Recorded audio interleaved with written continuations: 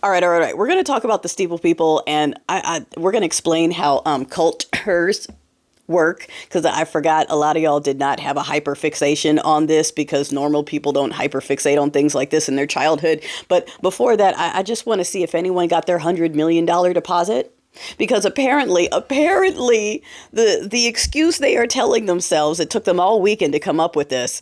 I was waiting to see what it was going to be, and it is that 5 million people were paid by private groups $100 million a piece. They need to find these groups that paid all these people to show up. This is a trap. That is, someone did the math. That's like $5 trillion. Who has that money?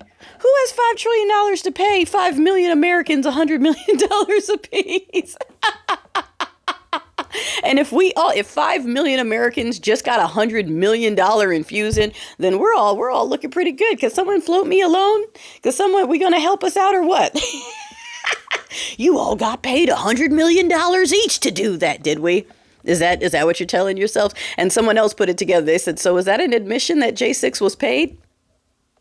Because every accusation is a confession. But anyway, okay, back to this. So as a neurofeisty, remember I said I used to read like encyclopedias for fun. And I'm deconstructed. I grew up in Steeple People culture.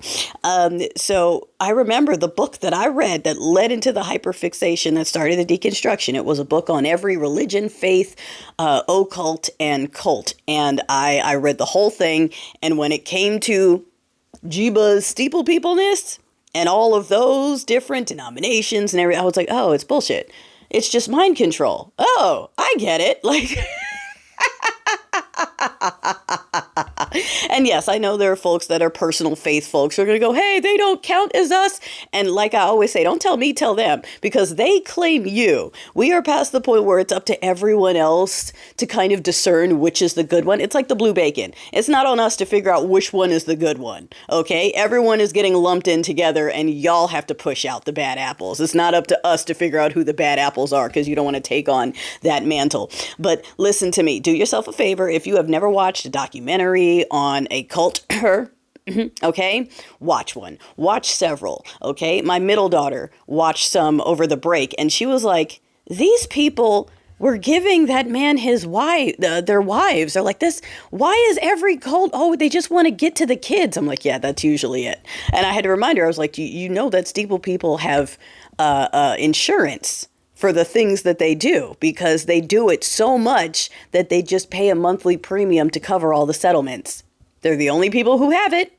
And she was like, oh, yeah, that's right. I'm like, yeah. I'm like, they always want to get, that's exactly. And they use the guise of we're trying. But every single one of these over the cliff cultures is an offshoot of Steeple Peopleness. Always, every single time, it's an offshoot of that, led by some prophet who's going to lead them into the next life, or lead them into freedom, or lead them into the spaceship, or whatever it is that they chose. And while they do it, people give them all their money. They liquidate their assets. They sell their homes. Okay, the dude will be like, I think I deserve all of your wives. And the husbands bring their wives and say, here, prophet man, take my wife. Then he says, I think I deserve your kids. And they say, sure, take them too. Have you seen the ones where the prophet decided to help himself to the husbands, and these guys are still years later mentally messed up because they're like, I'm not into men, but he kept saying I had to. And so, yeah, we had this, he was with all of the men and all of the women for decades, and we just accepted it. And I'm still messed up in the mind because, like, what the fuck? So all of them, find me one that didn't. Find me one that didn't. They liquidate their assets. They follow them off the cliff. They give them their wives. They give them themselves, okay? All this daddy swallow stuff. They give them themselves. They hand over their own children. They give everything to the prophet. And there is no bottom. They do as they are told until it falls apart to a point where they now have to get out of it. And a lot of them don't. A lot of them drink the Kool-Aid at the end, because that is how far gone they are. Now, in this wide situation, we have a lot that are Kool-Aid drinkers, and then we have a lot of narcissists that are just going with this because admitting they were wrong and they got is the most humiliating thing they can think of. And for a narcissist, being embarrassed and being wrong is like, That's like an attack. That's like an insult. So the narcissists are going to go with this no matter what because they can't admit being wrong. And the Kool-Aid drinkers are going to go with this because they're Kool-Aid drinkers. They're willing to do whatever. They've said it. They're on video like, oh, I'll do whatever. I'd give him my wife. I'd give him my kids. I'd get on my own knees. That's them.